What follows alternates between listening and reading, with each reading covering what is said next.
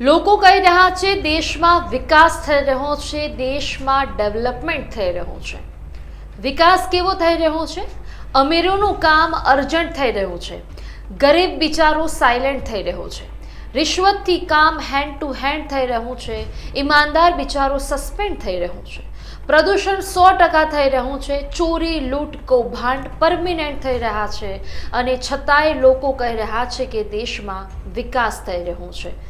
કેવો વિકાસ અને કેવા ખોટા વાયદા એ મુદ્દા પર આજે ચર્ચા. નમસ્કાર, હું મુસ્કાન અને આપ જોઈ રહ્યા છો લાઈવ 24 ન્યૂઝ ગુજરાત.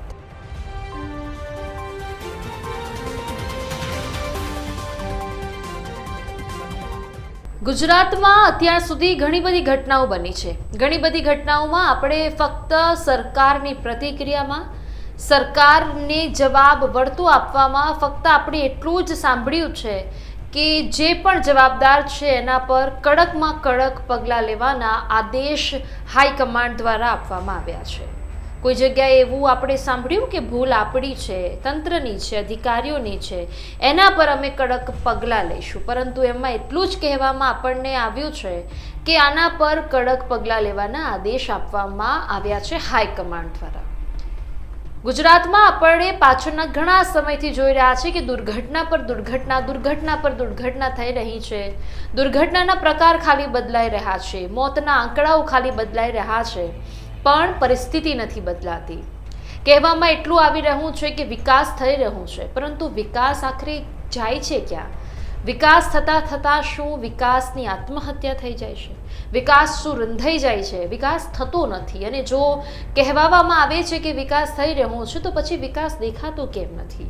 ક્યાં જાય છે કરોડો રૂપિયા જે પ્રી મોન્સૂનની કામગીરીમાં વપરાય છે? ક્યાં જાય છે કે જ્યાં મુખ્યમંત્રી હોય કે પછી દેશના વડાપ્રધાન હોય કે પછી સ્થાનિક ધારાસભ્ય જે એમ કહેતા આપણને નજરે પડે છે કે અમે જનતાને આટલા કરોડ રૂપિયાનો જે માર્ગ છે તે ભેટ કર્યો છે. ભલા માણસો, તમે ભેટ નથી કરતા, અમારા ટેક્સના પૈસાથી તમે વસ્તુઓ બનાવો છો, એટલે તમે અમારા પર અહેસાન નથી કરતા. એ દરેક લોકોને કહેવું છે, કારણ કે એ અમારા ટેક્સના પૈસા છે જે અધિકારીઓને જાય છે પગાર મારફતે. જે સત્તા પક્ષોના પગાર, જે મોટા મોટા પગાર ચૂકવાય છે એ જનતાના ટેક્સના પગાર છે.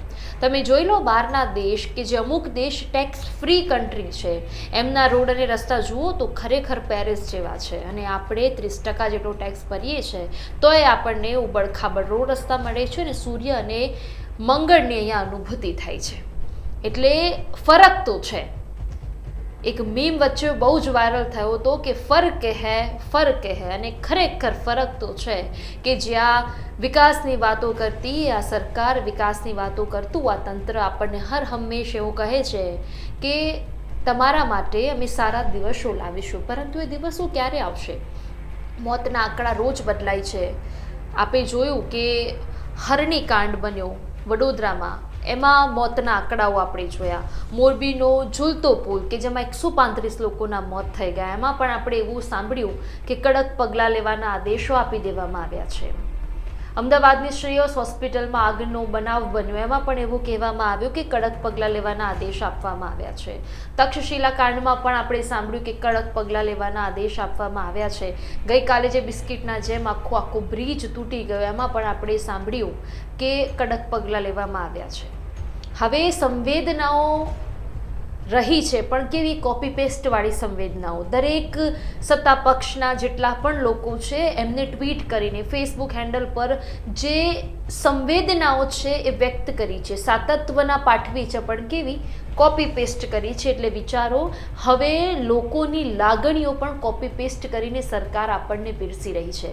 સરકાર એટલું લખવાની પણ તસ્દી નથી લેતી કે મારા મનમાં જે ઊભું થઈ રહ્યું છે ખુદ ટ્વીટ કરું, પણ સરકાર એટલો પણ સમય એ જે મરણ જનાર છે એમને સાંત્વના પાઠવવા માટે નથી વેડફતી અને બસ કોપી પેસ્ટ કરીને ટ્વિટર પર જઈને પેસ્ટ કરી દે છે. એટલે આ છે જે મરણ જનાર લાગણીઓ છે, એમની કિંમત આ છે કે કોપી પેસ્ટ કરીને જે વસ્તુ છે તે લખી દેવામાં આવી છે. હાલાકી ગૃહ રાજ્ય પ્રધાન હર્ષ સંઘવીની એક નિવેદન સામે આવ્યું. હર્ષ સંઘવીનો આમાં રોલ હોય કે ન હોય, એમને જવાબદારી આવતી હોય કે ન આવતી હોય, બસ એમને આગળ કરી દેવામાં આવે છે. અને એમાંય આગળ કરીને એમને શું કીધું કે મુખ્યમંત્રી ભૂપેન્દ્ર પટેલ સાહેબે કહ્યું છે કે જે જવાબદાર માણસો હોય એમાં કડકમાં કડક કાર્યવાહી કરવામાં આવે.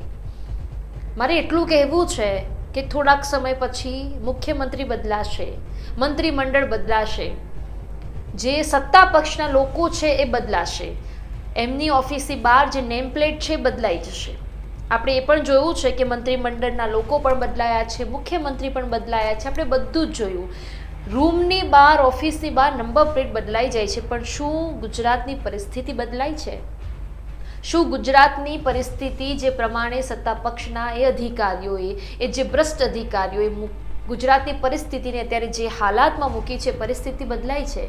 એ પરિસ્થિતિ નથી બદલાતી. ખાલી મંત્રીમંડળોના એ સભ્યો બદલાય છે, મુખ્યમંત્રી બદલાય છે, બસ એમના ઓફિસના બહારની નંબર પ્લેટો બદલાય છે, પરંતુ પરિસ્થિતિ યથાવત પરિસ્થિતિ જે હતી અને એ જ છે. કોઈ દિવસ એ દિલદસ્મી લીધી છે કે આપણે કેમ આવું થાય છે? એ ઊંડાણપૂર્વક તપાસ કરીને પછી ખબર પડે કે આવું ન થવું જોઈએ. એટલે સરકાર કામ કરી રહી છે. એટલે જ મેં આગળ એમ કહ્યું કે રોડ, રસ્તા, કચેરી, પુલ ન તૂટે તેવી વ્યવસ્થા તો છે, પરંતુ શું નિયત છે ખરી? આ સૌથી મોટો સવાલ છે. જો નિયત હોય તો જે પૈસા ટેક્સથી ભરાય છે, ટેક્સથી લેવાય છે, બધા જ ખર્ચા વિકાસમાં જાય, પરંતુ એના માટે નિયત હોવી પણ અયુનિક્તિ ધરાવે છે કે એના માટે નિયત હોવી જરૂરી છે. બાકી કોણ કહે છે કે રોડ, રસ્તા ઉબડ-ખાબડ આપણને મળે, પરંતુ ભલા માણસોમાં નિયત નથી. એટલા માટે આ બધી વસ્તુઓ થઈ રહી છે. સરકાર પાસે સવાલો ઉઠાવવા ઘણા બધા છે, પરંતુ સરકાર ખાલી ફક્ત એક જ જવાબ આપે છે કે કડક પગલાં લેવાના આદેશ હાઈકમાન્ડ દ્વારા આપવામાં આવ્યા છે. ક્યાં સુધી કડક પગલાં લેવાના આદેશ ખાલી ભણકાર વાગશે? ક્યારે ઉદાહરણ બેસાડવામાં આવશે કે આ જે તે હરણીકાંડ હોય, તક્ષશિલા કાંડ હોય, TRB ગેમ ઝોન હોય, ડીસામાં થયેલો આગનો કૌભાંડ હોય, પછી કડીમાં પડેલી જે દિવાલ છે એમાં જે લોકો ધારાશાયી થયા છે, ખ્યાતિકાંડમાં જે બન્યું છે એ, વિસનગરની મર્ચન્ટ કોલેજમાં જે શિક્ષકો દ્વારા કરવામાં આવ્યું અને એક બાળકીનો જીવ ગયો, એમાં ક્યારે આરોપી બહાર આવશે? એ આરોપીના ક્યારે વરઘોડા કાઢવામાં આવશે? હર્ષ સંઘવી સાહેબ દર વખતે એવું કહેતા હોય છે કે દરેક લોકો કાયદામાં રહેશો તો ફાયદામાં રહેશો. કાયદો કેમ ગરીબ માણસો માટે જ છે? કેમ આવા મોટા મોટા અધિકારીઓ માટે કાયદો નથી? કેમ મોટી માછલીઓ હર હંમેશ બચી જાય છે, નાની માછલીઓ ફસાઈ જાય છે? દરેક કાંડની વાત છે. એટલે હવે આ સાંભળવું નથી કે આદેશ આપવામાં આવ્યા છે અને કડક પગલાં લેવામાં આવશે. ખાલી કડક પગલાં લો, પછી મને નથી લાગતું કે એક પણ કાંડ ગુજરાતમાં સર્જાય. આ મુદ્દા પર આપનું શું કહેવું છે મને કમેન્ટમાં અવશ્યપણે જણાવજો. અને આપે હજી સુધી લાઈવ 24 ન્યૂઝને સબસ્ક્રાઇબ નથી કરી તો સબસ્ક્રાઇબ કરી લેજો. નમસ્કાર.